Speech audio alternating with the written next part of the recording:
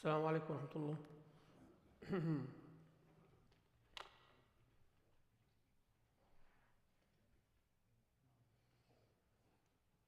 أعوذ بالله من الشيطان الرجيم. بسم الله الرحمن الرحيم. الحمد لله والصلاة والسلام على رسول الله وعلى آله وصحبه ومن تبعه وله وسلم تسليما كثيرا. أما بعد, first we pray to Allah subhanahu wa ta'ala to accept all those who died in the earthquake that happened in Afghanistan this morning. There is about thousands of people who died in the earthquake. May Allah accept them among the shuhada, may Allah subhanahu wa ta'ala make it easy for those who are displaced, and may Allah make it easy for them. Also we pray to Allah subhanahu wa ta'ala to save the Muslims in Palestine around the Masjid al-Aqsa. May Allah subhanahu wa ta'ala save us from the fitan all over, and may Allah save our people in Syria, and for all these eruptions that are happening in the Middle East. May Allah subhanahu wa ta'ala save Islam and Muslims. Allahumma ameen. We continue with the book of Riyadh al-Salihin by Imam al-Nawawi rahimahullah, which is section 78. باب أمر ولاة الأمور بالرفق برعاياهم ونصيحتهم والشفقة عليهم والنهي عن غشهم والتشديد عليهم وإهمال مصالحهم والغفلة عنهم وعن حوائجهم. Ordering, the section of ordering those who are in charge of the affairs of the believers, those who are in charge of the affairs of people, to always be lenient with them. Always be lenient with those who are under their responsibility, and give them advice, proffer advice to them, always giving them what they need. وَالشَّفَقَةِ عَلَيْهِمْ, being compassionate with them. So not only being lenient, but having that compassion toward them. وَالنَّهِي عَنْ, يعني the prohibition of, the ordering not to cheat them or deceive them. غش, not to make it hard for them, تشديد عليهم, and not to neglect their benefits. Not to neglect their benefits, not to be heedless toward them and their needs. We talked about the ayat in the Quran in this regard. We need to also understand that rifq. We talked about rifq before. Rifq, leniency. Nabi sallallahu alayhi wa sallam said, like in the hadith of Aisha radiallahu anha, Ya Aisha, ما كان الرفق في شيء إلا زانه. Rifq would not be in anything except it will make it better. Rifq, when you be lenient and you're nice in your affairs, it would be better. So I can give you nasiha, but if I give you nasiha with rifq, it's better. I can teach you something, but when I'm teaching you with rifq, it's better, right? So zina, zana يعني make it look better, make it taste better, make it feel better. هذا الرفق. And when somebody is telling you, do like this, you tell him, take it easy, man. هذا, you are asking him to do rifq. That's exactly when you tell somebody, calm down, take it easy, hold your horses. All these expressions means be rafiq يعني. You know, have rifq on it. So all these expressions, you are asking for that. Allah Rasul sallallahu alayhi wa sallam said, rifq in everything would make it better. هذا معنى الرفق. فالرفق بالرعية, يعني anybody under your responsibility, you are like a father to them. يعني you have authority upon them. You already have that يعني power over them. That's enough. يعني they are already looking up to you. So when you're dealing from above, it even gives more sense. So you have to have some compassion. You have some leniency, رفق.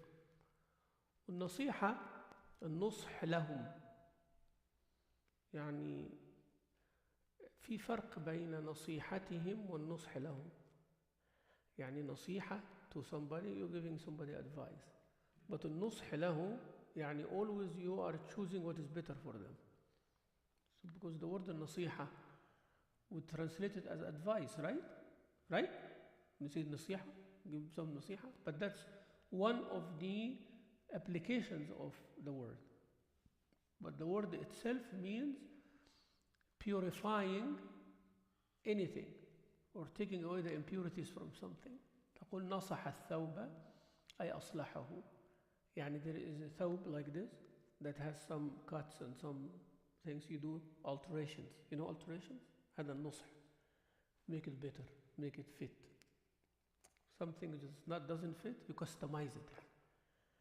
فأنا أنصح لك الثوب يعني I customize it for you so it becomes comfortable for you. ونصح العسل يعني نقاه من الشوائب. يعني making نصيحة to the honey means you are purifying the honey to give. فمعنى النصيحة when I do نصيحة to you, that means I am giving you things without any impurity. You know, it's like, you know, you are feeding your child things that it's not hard for them to chew. هذا نصح. تنصح له يعني you are making نصيحة to him so he does not choke on something. Right? If somebody old, elderly, or somebody sick or something like that, you are moving. If something hot and you are moving it away from the way to somebody so it becomes easier for them to eat, هذا نصح. But when you, as a leader, you do this nasiha to your people, what does it mean? You only provide them what is beneficial to them and moving away anything which is not beneficial to them. Because sometimes people take authority as ordering around. لا, authority that means not only ordering around, you become responsible about their affairs. What they're going to eat, what they're going to do, how they're going to work, become responsible. Now you understand why Sayyidina Umar ibn Khattab was very scared, you know? Very scared for this, that, you know, that he dies and there is some kind of advice he should have given, something that he could have saved his people from. He's afraid because that's his duty. And any leader, that becomes your duty. You are alone now. You are sitting now alone. You are responsible about yourself. Coming to the masjid now, you are responsible about yourself. صح? When you came now to the masjid here for Salat al-Fajr and you are sitting here in front of me to listen to the Riyadh al-Salihin, whom you are responsible about other than yourself? Nobody. صح? Right? Right. I am sitting here now. Am I responsible about myself only? Tell me. Am I responsible about myself only? Otherwise, why I'm sitting here now? I'm responsible about each and every one what you're listening now. So every word that comes from my mouth, it has to benefit you, not harm you. Yes? You see the responsibility? My brother is an educational secretary. Is he responsible about himself only? No, he's responsible that I sit and teach you, and he's responsible to everyone. Oh, brother, he's responsible that brother Reza is doing this, and I am doing this, and everyone is doing that, and all of it. Now you understand? So the more responsibility you have, the bigger the issue for you. It's not like, oh, he's our president. MashaAllah. What does that mean? It means he is responsible about each and every one that he is the president of. You at home, now you are responsible now. Yeah? When you go, now you are responsible about your spouse, about your children. You are an employer. You are responsible about everybody under, and so on and so on and so on. So each one of us will have responsibility towards someone for sure. But it differs. You are entering here, you are under the responsibility of someone. And someone is under your responsibility. And, you know, so on. Someone is in responsibility at all times. At all times, they are responsible. This is their job. Now you understand that how the Sahaba and the Tabi'een and the Qadi and all of that, they are so scared of this. They cannot even enjoy sleeping. They cannot enjoy eating. What if something happens right now while I'm taking care of myself? عرفتم يا أخوانا why it is very hard that when you have some authority or Allah give you the affairs and the hadith coming, it's even more scary than that, scarier than that.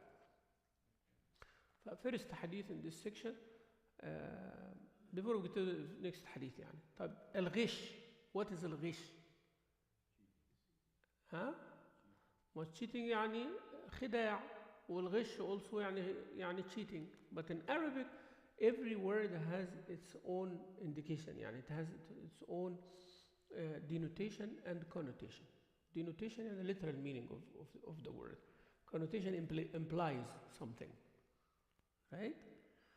فالغش, it is more of hiding something from someone. But الخداع is more of خداع والمكر. شوف, خداع ومكر وغش, all of these are cheating, deception يعني.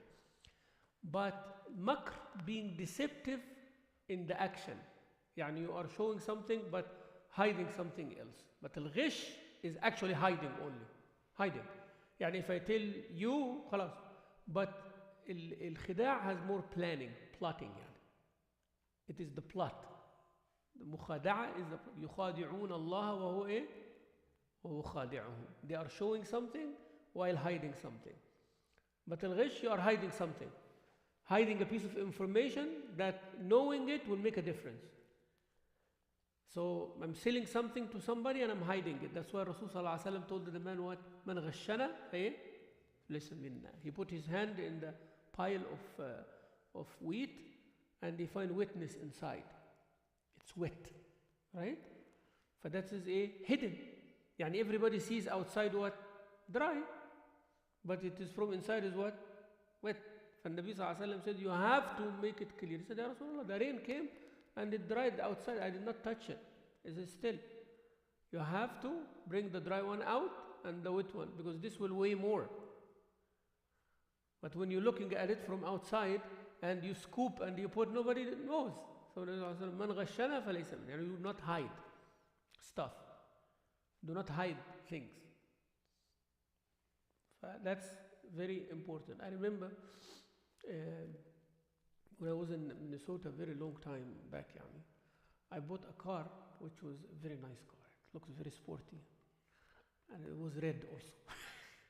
Not red, maroon car. Cadillac car, maroon, nice, sporty. كده. It was very nice. It's cheap, good, from auction, somebody got. Then I discovered it has a defect in it. When you buy from the auction, it's the same as is. Those who sold it did not tell me what is the defect. And that defect was major, by the way. The oil leak in it, it's a problem. And the engine has to be all taken to fix that will cost a lot of money. Here is the issue. Why cheap? So I discovered that, but it is okay, drivable. So I managed put some thicker oil in it and ماشي الحال. It's cold over there, no problem. Now I want to sell it. After some time, I wanted to sell it. Somebody wants to buy it, like it, or wants to buy it. One of the people, brother doesn't know much, but he said, sell it, Sheikh. I told him it has a defect. He said, don't say. Why have to say? That's very, very spontaneous كده right? And that shows you the culture also, that the background. He does not mean cheating. Wallahi, that's a good brother. It's not like he means cheating or anything like that. So I have to say, sell it as is, خلاص. I said, but I know that it has a defect. You do not sell as is while you know somebody will be cheating. That's a mushkila. Don't say, it's as is, buy it. وانت عارف that there's a problem in there. No, this as is doesn't work like that. As is, I don't know what it is in it, and I don't want to know, and I'm selling it to you like that. Fine. But when you know there is a major defect, you do not say as is. Because the reason you said as is what? You're hiding. See? So this is, don't play around in this arena. So I told him, no, Allah, even if I do not sell it, I have to tell. Okay? So the brother comes and says, Sheikh, you want to, you ready to sell? I told him yes, but the car has that issue. He said, no problem. I buy it. I said, are you sure? Because I want to make sure that he knows also it's not a small defect. I told him, by the way, it is major. And I went to a mechanic, and he told me this is how much it's going to cost. You still want to pay that price? I said, yes. So, alhamdulillah. Give me the money, he took the car. And that is exactly what غشنا فليس من غشنا. That's exactly what it is. You're hiding a vital piece of information that will change the decision of the person. هذا غش. There is غش also in marriage. How the غش in marriage? Who can tell me? Are you scared from the sisters? Huh? Like what?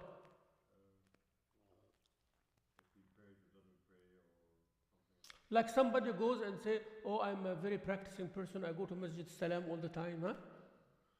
You know, I'm a hafiz of the Quran. And people don't know how to read Quran. They don't know how to find out. Ahsant. We started with the brothers first so we can talk freely about the sisters, right? You give one issue about the brothers, then you can list the sisters now. Yeah. You go, the person goes there, and that's in our culture is a lot, by the way, Sheikh. In our culture is a lot this way. You go there, you find nice food. Said, she cooked it. And the mother-in-law is the one who cooked everything. So he's the one, he's master chef. And mashallah, first day said, tea. Said, what kind of tea? What tea? I don't even know how to make tea. That's cheating. That's actually cheating. Do you know if it is expected in the culture? I will tell you how grave this. If it is expected in the culture, expected, huh? There's no agreement or anything. Expected in the culture that the woman needs to know how to cook and make tea and all of that, and then you discover this is not. This is a ground for talaq without paying mu'akhar and all this kind of thing.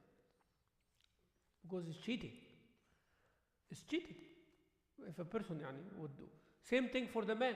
If he says that he's something that he's not. That's a ground for her to get divorced and get all her حقوق as well. Why? Because من غشنا فليس منه. So that's called غش. Now, how the leader can make غش to people, telling them you should go this way while they're supposed to go this way. Telling them, la, don't worry. We are handling the economy. Everything's fine while he is actually paying debt and doing all of this and making the people suffer. Coming in, all these people come in the campaign and said, I'm going to do this and I'm going to do this and I'm going to do that. And inside is not هذا غش وخداع أيضا. There's even plotting against. There's lying. And making oath on lying. That's a description of munafiqeen. Because they come and بيسموها ايه? Your campaign program, they call it campaign what? Campaign promises. The program, your program that you're running with. Manifesto. That's what I'm going to do. Like I come to you with my plan. If that plan, I have intention to do it and things prevented me, it's okay, right? But if most of the time that's not the case, right? Most of the time بيعمل لك البحر طحينة يعني. Most of the time he is coming to give you the world, a bill of goods. That any sane person, if he just take a moment and he say, how he's going to do that? Actually one of them is enough to take 4, 5 years, 6 years, 8 years to do. And you are giving me 16 different things. How this is going to happen? Right? But people, because they're emotional, they become cheated. Because people, when they are emotional, so everybody comes from the emotional side. Right? They like to hear something patriotic, they will talk to them patriotic. They want to talk about food, and they will talk to them about food. They want to talk about their ethnicity and all that, they will give them that. Whatever the promise is. This is not right. This is not right. You always talk about the things that you are going to do and you are able to do, right? With a good plan. طيب. What is the other word that we need to talk about?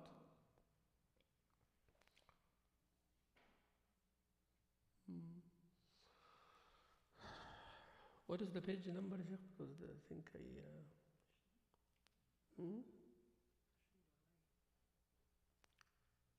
read the hadith كده يا شيخ صالح. ها؟ لا read the hadith. حديث ابن عمر. Go ahead, read it. Yeah, read it. It doesn't matter. Just read, inshallah.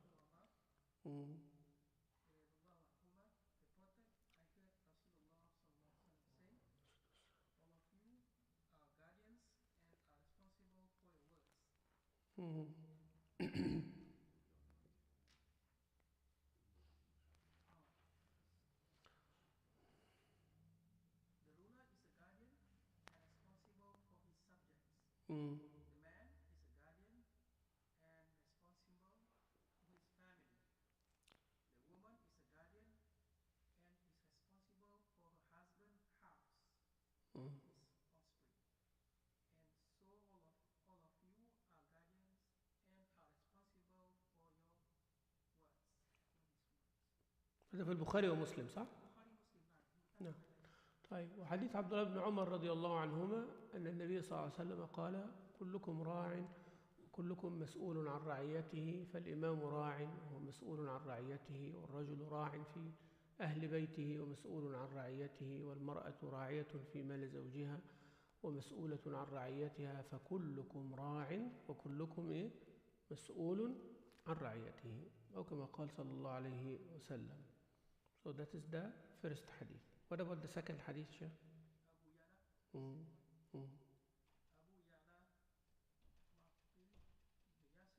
معقل بن يسار, yes.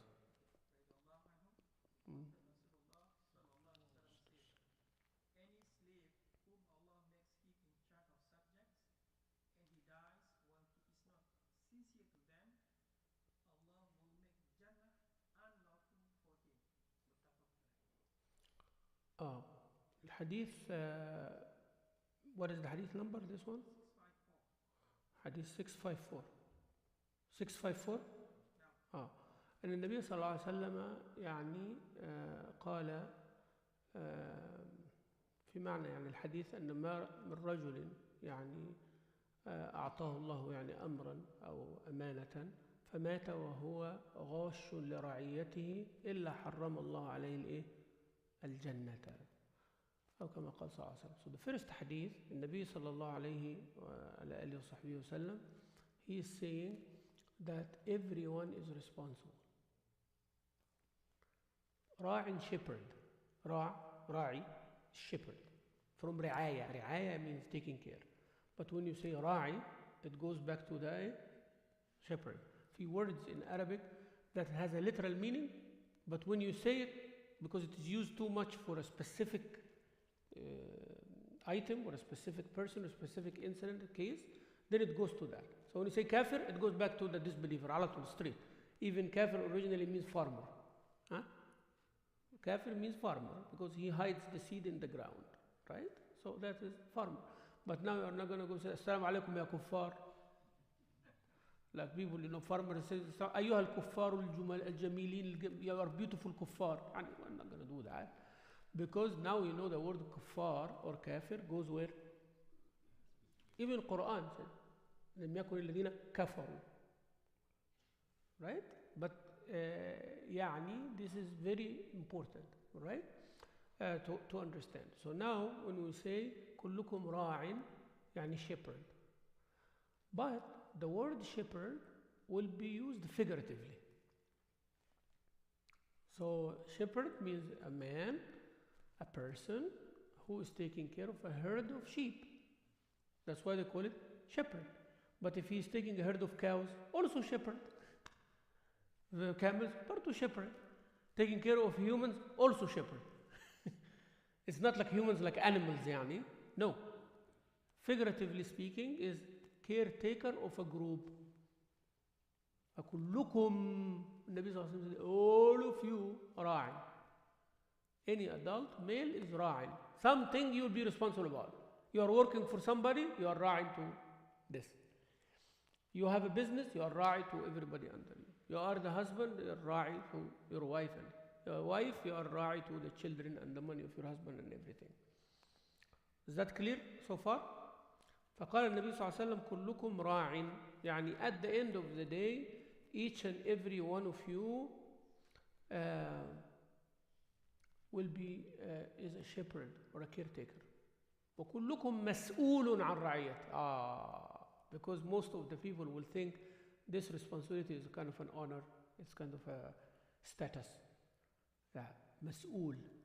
What is the word مسؤول? You translate it as responsible, right? You translate it as responsible, yes? Word responsible in English does not have much indication. يعني. Or responsible means what? What the responsible means. When I tell you, you are responsible, what does that mean? Be a responsible person. The word lost its original meaning. Responsible person means be serious, something like that. When I tell you, brother, now you are a responsible person. And you said, no, yes. Yeah? But what did you get? You can take care of yourself. See? Yeah, when I tell you, act responsibly, what does that mean? You understand what? So the word itself culturally does not give you. But in Arabic, it doesn't work like that. In Arabic, every word goes to the root. What is the root of this? Su'al. What's the su'al? Question. So when I tell you, become mas'ool, means be ready, you're going to be questioned on that.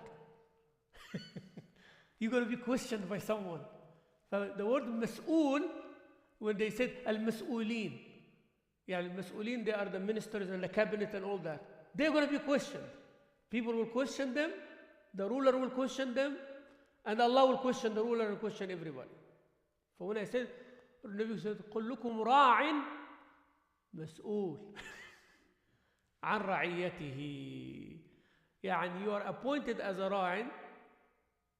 Yes. But who's going to ask you?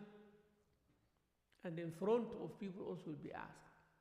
So if somebody does not do the duties toward his family, household, and children, the state will be also asking him. مسؤول أمام authorities. In front of the authorities, you're going to be questioned. So the word responsible means questioned, accountable. Huh? The accurate word means what? Accountable, accountability. Anything you're going to do, you're going to be held accountable. That is the meaning of responsible in Arabic. It's more accurate to say what? Accountable. Don't say responsible. Okay? Don't say responsible. And people will say, oh, he acted responsibly. You're taking care of his phone and his stuff, you know? Nobody's questioning you here. لا, in Arabic, the word مسؤول, يعني some entity will be questioning you. You are held accountable in front of someone. فالنبي صلى الله عليه وسلم is not only telling us you are assigned on someone, لا, he's saying that you are reporting to someone as well. Responsibility is not only a status, is not a gift, is not something to be proud of. No, it is, be careful. Everything you do toward others, you will be responsible about. فكلكم راع وكلكم مسؤول عن رعيته. يعني imagine you are not going to be asked about yourself, but you will be asked about everybody under your leadership or under your rule. Under your rule. Okay. Then the Nabi Sallallahu Alaihi Wasallam give us examples. Don't think that whenever the Nabi Sallallahu Alaihi Wasallam talk about a concept and then he mentioned one or two or three things that they're only applicable to those things. Those are examples. فالرجل راع الإمام راع والرجل راع والمرأة راعية. I give three examples. A leader, the head of household, a wife and a mother. طيب, how about the owner of a business? How about the teacher in the classroom? فيعني it is applicable also. But he gives examples صلى الله عليه وعلى آله وصحبه وسلم. فالرجل فالإمام راع. طيب, what is imam? الإمام can mean الإمامة العامة. It's called the imam, يعني أمير المؤمنين or the khalifa. or the president, whatever it is. Okay? Whatever is the situation, the Amir Amma, and the people report to him in all their affairs. He is running the political, military, economy, social, had someone assigned to do that by a community. That community can be small or big, but a state. Or the imam in salah, or the imam in certain affairs. Like people make him a tribe leader, and this is the leader of our tribe. You are our imam in these affairs. Also, it means the amir. If we are traveling or camping, we assign someone as our imam or as our amir. Imam is not only religious, is not only ritualistic. We said religious is everything, right? Everything is part of our religion. We don't separate religion from everything else. So he is the one that responsible about everybody under their authority. So when you are assigned, I see that a lot. Whenever we are with a group of youth or a group even of all the elder brothers, you find something in the nafs that everybody wants to be the leader. So if you assign somebody, others feel that's why he didn't assign me. Ya akhi, say alhamdulillah. Alhamdulillah that you're not assigned. Every time I enter the masjid, I want to see one of our students to lead the salah. Ruh, lead. It's better that someone took it away from you. It's much better that you are regular. If you find in your heart that you are tastashrif, pull yourself back, because that is dangerous.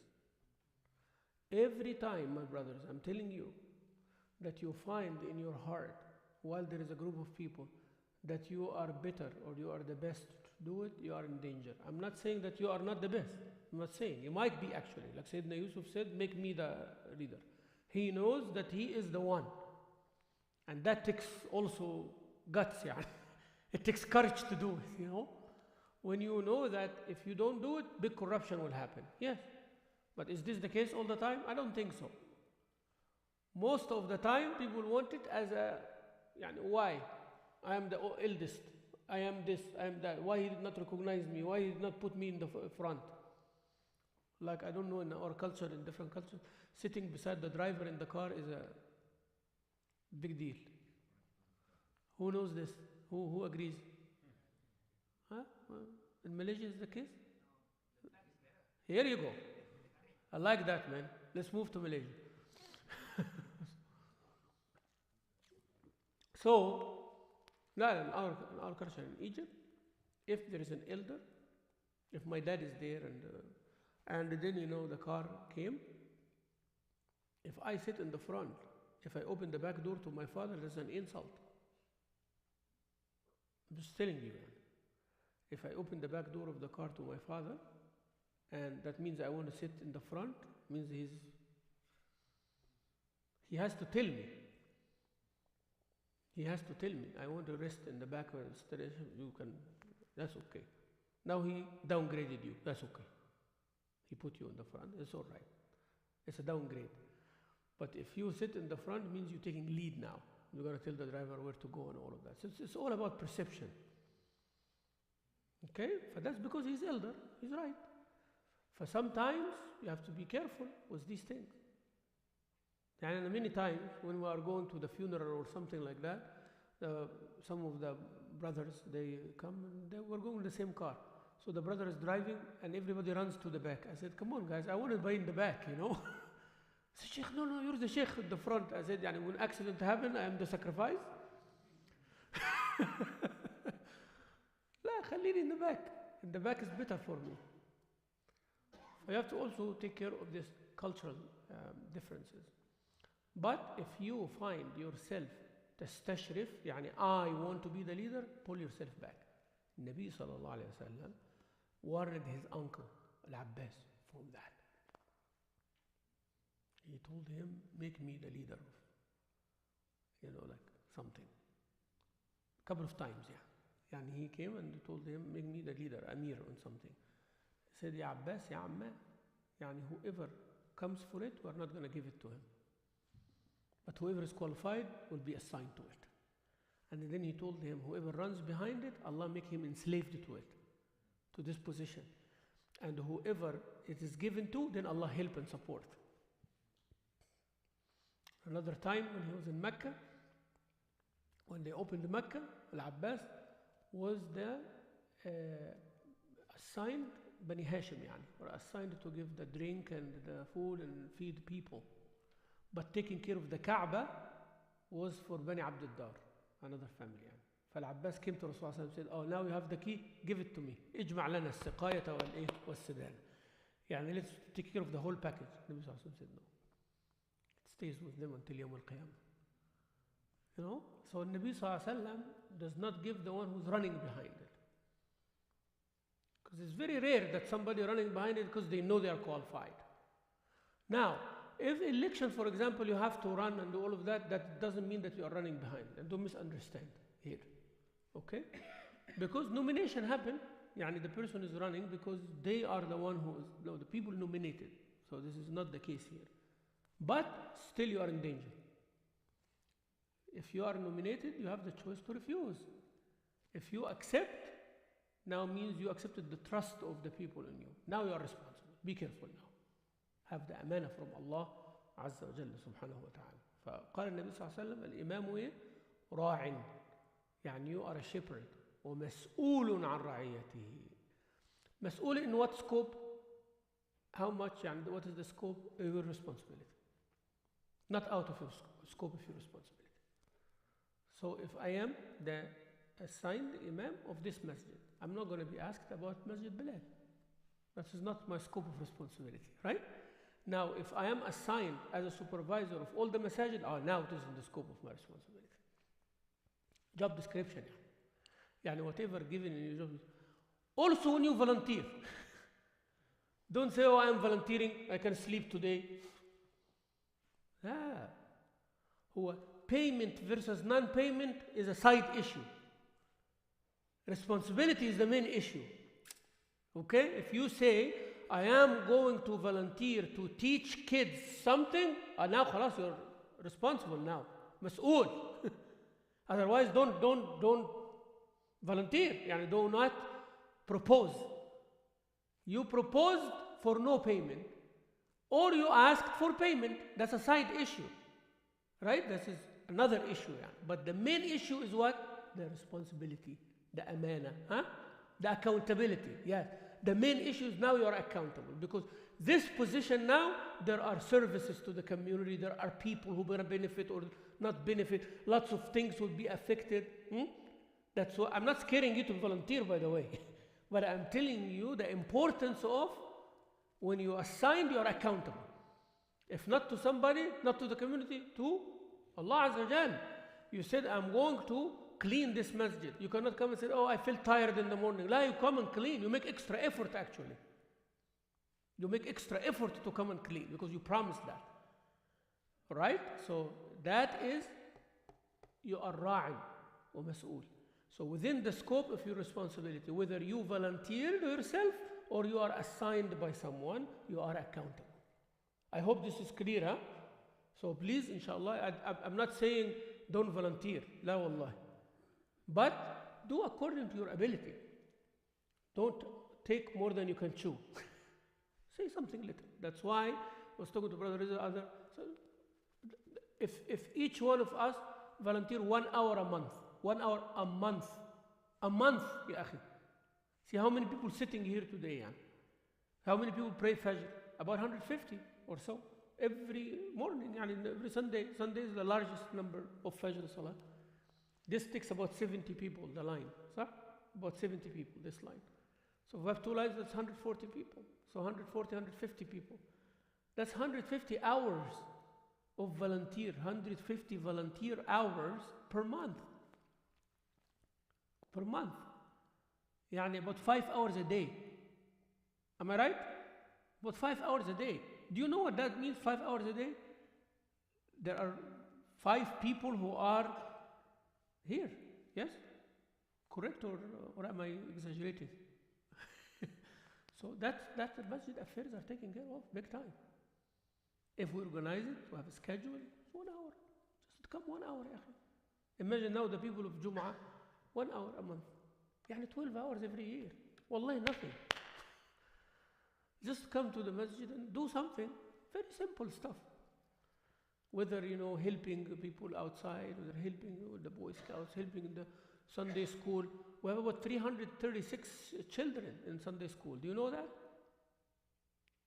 We need people to volunteer and come to help the Sunday school to teach Quran. If you know how to teach Quran, teach the kids. Be teacher assistant. Yani volunteer and say, I'm going to come the first Sunday of every month, and I'm going to come here for the weekend school. There are 3 brothers or 3 sisters. They come and walk around the classes and sit with the teachers and see what they need help with. One Sunday every month. Imagine now if you have 20, 30, 50 people, they are doing that 1 Sunday every month. Someone help with the lunch, someone help with the children. You don't have to be the teacher, be a TA, teacher assistant. Right? Go provide even, have the niyyah. Come to the principal, say, I can be here, every Sunday for half hour, every Sunday for 1 hour. Sheikh Farouqi have lots of students, Sheikh Shibli or other students over here. You just come and sit with them. Just sit there to help them with the children, Say, do you want me to do something? Do you want me to do the report for you? We are creating some evaluation forms. So, Sheikh, do you want me to evaluate the children for you? Do you want me to do something? And maybe you can learn 1 or 2 things too. Yourself, I wish somebody come and say, Sheikh, do you need some help with the office? Can I arrange some books for you? We have a library upstairs here. Can we index the library and inventory the books and clean it and see if the computers are working or not and do these things? There is lots of clutter around the masjid and all of this. This is a huge community here, right? You will find, trust me. Sahab brothers, you are going to find something. Just dedicate. Don't come and say, Sheikh, I volunteered, I came a couple of weeks and nothing there. Keep coming, akhi. Keep coming. You came not there, do wudu and pray 2 rak'ah. When you come to the masjid, are you a loser, yani? You attended here, yani you came here for some reason. You're going to go as a loser, yani you lost something? But this is the house of Allah. Come hold the Quran and say, Ya Allah, I came for you. Pray 2 rak'ah and go home and come again the next time and the next time. Even if you come for the rest of your life like this, your intention is to volunteer, you're going to be rewarded for volunteering, plus the hasanat that you get from the zikr and all of that. I hope the issue is more appealing. Okay? For everybody is held accountable. وَالرَّجُلُ رَاعٍ فِي أَهْلِ بَيْتِهِ. رَجُل رَاعٍ فِي أَهْلِ بَيْتِهِ. In his household. They call it here, head of the household. See the word? Head of the household. Without the head, when the head is gone, the body collapses. Correct? فالنبي صلى الله عليه وسلم قال الرجل راع. You are a shepherd. What does a shepherd do?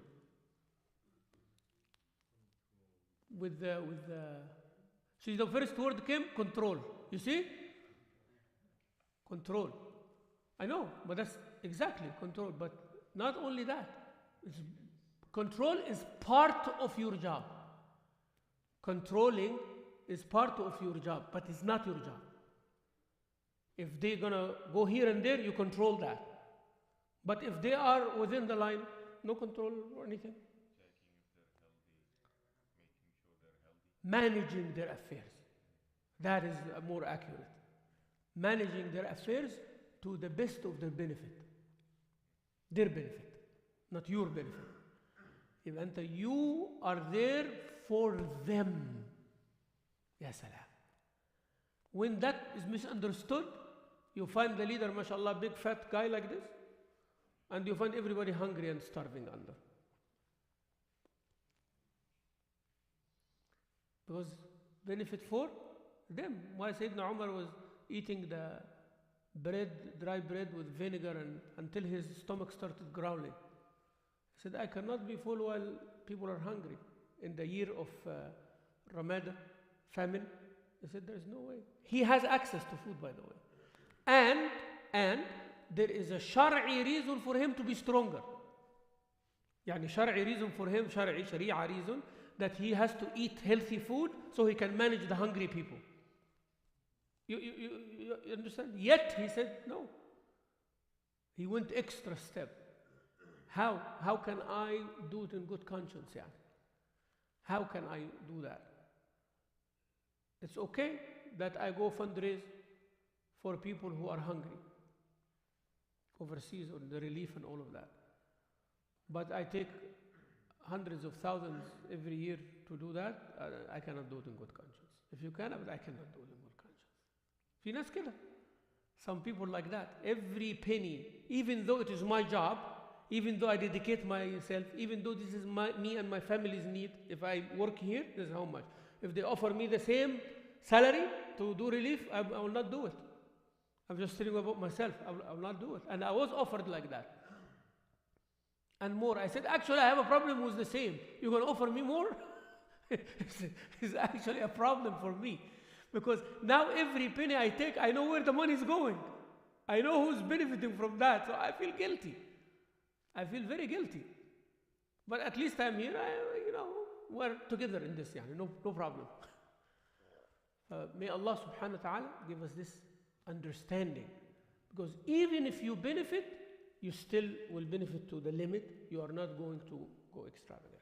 فالرجل راع في أهل بيته مسؤول أمام الله عز وجل will ask you why your wife is like this, why your child is like this, why your daughter was like that, why you did not feed them, why you did not take care of them, why their iman, why they salah. Allahu Akbar. You have to do your best, and whatever happens later is not your responsibility, it's not your accountability. You are not accountable for what happened when they become accountable. They are become accountable, khalas. But they are reporting to you, they are under your leadership, under your authority. You will be asked about them. That's why we tell the sisters, when you are married, yes, you report to your husband. Yes, you ask permission from your husband before you go, and he doesn't for you. It is not about equality of everything. No, there's no such a thing. Why? Because he's assigned by Allah to check on you, and he will be asked about you. You are not going to be asked about your husband Yawm al-Qiyamah, but he will be asked about you. Yani he can be good with himself, but go to hellfire because of you. And that's why Allah told you to obey. And that's why people do not like that word. So in the marriage time, I said, obey your husband. I make sure I say that word in their eye, like this. I look in their eye and say, you obey your husband. Yeah. Obey your husband in the obedience of Allah, not obey your husband when he's wrong. Yeah. Obey your husband when he is a husband, when he is a responsible man, when he is Allah fearful. Then you have to obey him as part of the deen of Allah Azza wa Jal. But he's somebody who doesn't pray, or I'll be the first one to tell you, don't obey him. You understand, Ikhwan? So because sometimes brother comes and says, Sheikh, wife has to obey the husband. I said, are you that husband? Qualify as the one who should be obeyed, and then come claim it.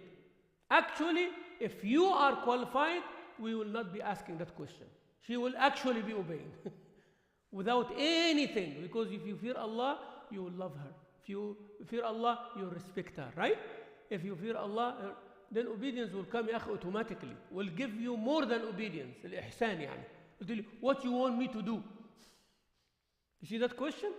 If that question comes from the wife, that means you are beyond that obedience already. What do you want me to do? How can I make you happy? And he tells her the same thing. We don't have a problem. Problem comes when that relationship with Allah is not strong. Mark my word, yeah. When relationship with Allah is not strong from both or one of the couple, we have a problem. You will find always the weakness in their relationship with Allah, abiding by the rules of the deen on themselves. That is very hard to deal with others. At the end of it, الرجل راع في أهل بيته ومسؤول عن رعيته. The woman is the same within her responsibility. Not the same, but less under. And everyone is responsible. In another hadith, and the servant is ra'in, and he is the one also, his assignment, he will be accountable to his employee, and he will be asked about it. So may Allah make us among those who are up to the responsibility and the assignment that we are given, and may Allah subhanahu wa ta'ala save us from deceiving those who are under our responsibility. Alhamdulillah Rabbil Alameen. Jazakumullah khairan. Anybody? طيب جزاكم الله خيرا. Inshallah we have breakfast after. نعم تفضل. So what about like the people that are dictators? What about them? Because they are not chosen by people, or they are not أيوه. they grab or like that. See, the hukm on that is different, meaning you do not do something that will bring you a worst case scenario. يعني in the fiqh يعني, in the understanding from Rasulullah sallallahu alaihi wasallam all the way down يعني. When you have the option of choosing the good versus the bad, of course you choose the good, right? But if you have the option to choose between two bad, you choose the less bad. If you have the option to choose between two good, you choose the better. In this case, if we say I'm not going to obey that leader who became a dictator and took over by oppression, what's going to happen? Bloodshed, right? So we keep. And Abdullah ibn Umar prayed behind Al-Hajjaj ibn Yusuf. Al-Hajjaj kills everybody in front of Abdullah ibn Umar. But he did not defy. Why? Because if he defies, then what will happen? Like Abdullah ibn Zubayr. Al-Hussein killed, bloodshed, fitna, all of that happened, right?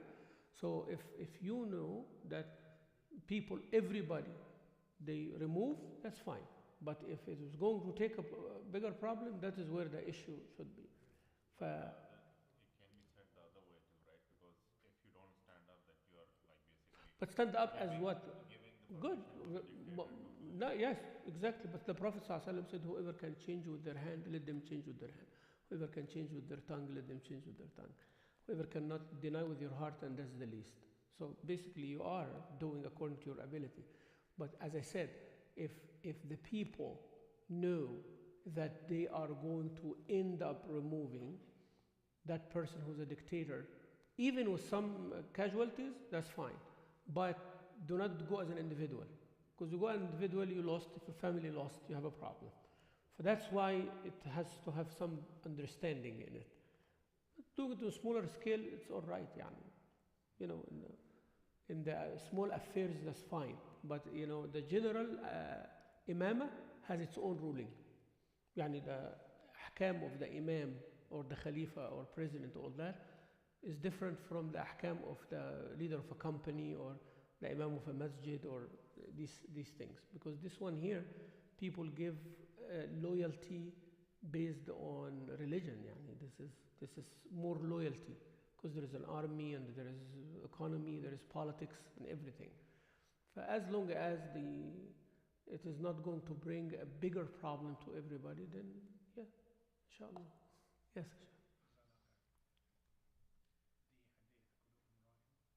كلكم راع. In this cultural context for teenagers, how do we break it down for them so that it can be accepted? No, It's a big lecture in terms. yeah. Well, it starts from younger age. That you know, family concept is not موجود يعني. It is lost. That you know, I am your father. I have authority upon you. Right? This is what you're talking about. When teenagers they are rebellious, they don't want to report. But that's Teachers to actually start questioning. questioning. What should I listen to? Yeah. Questioning is not a problem, but questioning the authority, this is the problem. Why should I listen to you? Why should I listen to you? Because you're my son. They negotiate over here, right? Because you are, why should I take care of you? My question comes down. Oh, because you are my dad, right? So who give me that responsibility? Yani who make that responsibility? If you believe in Allah, Allah also told you to obey me as a father, until you are in your own. And it comes from younger age. And if the kids like to reason with them. There is nothing wrong when they question with yani. But when they question because they don't want to do it, that is the bad part. You know, sometimes they question because they don't want to do it. It is not questioning to know. So you have to understand exactly what is happening here. Because why should I listen to you means I do not want to listen to you. You have to convince me that to listen to you. See the logic here? But why should I listen to you if they really want to know? I am listening to you, but I want to know why. You can. That's the easy part. Because they don't question that from their friend. Like, why do you listen to your friend? La, la, la. Why, if your friend tells you to do the same thing that your father is telling you, you listen to your friend, but you don't listen to your father. Why? You know why, right? Because authority. They refuse authority. And that's the culture here. You have to rebel against authority. Why? Because this is the trick here. The trick. It is not actually rebelling against authority. You have to have that when needed. Because they will go work, and if they have a big paycheck, they will listen to authority. Right? If they are in a political party, they will listen to the agenda of the party, even if it's against what they want. They will acquiesce, yani. But it's needed here. So they will do it. Benefit, yani. It's benefit-based. Capitalistic culture is benefit-based. That's it. The children have to, it's a bigger musiba for us, yani. You have to teach them a value for the value, not because there is a material benefit. Because everything is material benefit. If my son comes and says, why should I listen to you? I tell him, because I'm going to give you $500 every month. He will listen. Right? No discussion, no question asked. Am I right? Yeah, tell your son anything like that. He said, why should I listen to you? He said, because I'm going to give you a salary for listening to me every month. Absolutely, Dad, start now. So the issue is not basically listening or not listening. The issue here is what is in it for me. That's why he's asking. But it goes back to what? Allah rewards you. He has to know Allah. He has to look for His reward. That's the benefit. It starts from there. So that's why when my children, I said to them, you love Allah Azza wa Jal. Everything goes back to Allah Azza wa Jal. When they start even repeating it without understanding, then it is a value. There is a value system inside of them. I love Allah, Baba. I love Allah Azza wa Jal. Then when we said Allah loves you, Allah wants you to listen to your mom. Allah wants you to take care of your brother. You see? So now they have a value. So what is in it for me? Because this is the question. He's asking you, why should I listen to you? Yani, what is in it for me? Baba, why should I clean stuff? You know? So like my daughter said, why should I clean for everybody? You ate, he ate, she ate. Why each one does not... reasoning. Wallahi, Shaykh, they have good reasoning, good logic, yani. And I wonder, when we were young, we never asked these questions. Because, you will find like something coming at you. So basically, you never ask those questions. But here he said, Baba, you ate in this dish. Why should I wash it? It is reasoning. I said, don't you love me? Yeah, I love you and everything, but wash your dish. I'm telling you, literally, this is what's happening, you know? So many things you can negotiate like that, because it is great in front of Allah as a Muslim to be kind to your parents. I was kind to my parents, right? Now I'm a parent. Kind to me. One day you're going to be a parent. You want your children to be kind to you. If you are not kind to me, how your children will learn? How they will learn that? So you kind of give it in perspective.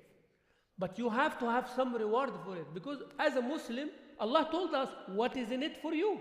Didn't He say, "Lahum jannatun tajri, jannatu adnin tajri, radiyallahu anhu." Always Allah said, "What is in it for you?" But is this what the kids here looking for? No, they are looking for material benefit. What's in it for me? Materially. So the whole paradigm shift, is to teach them what is in it for you, akhirah. What is in it for you as a human being? There is a self-satisfaction when you help others.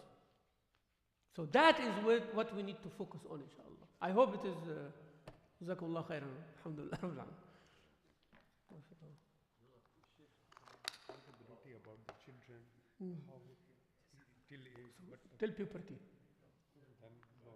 Then you, khalas. Then if they don't pray, it's up on them. cannot beat them up or like that. لا, but if the father did not teach them the importance of prayer on 7 and 10, he will be accountable for everything that they don't do. So basically, you do your job. That's it. Everyone has to do their job. Teach them Salah, be on their case,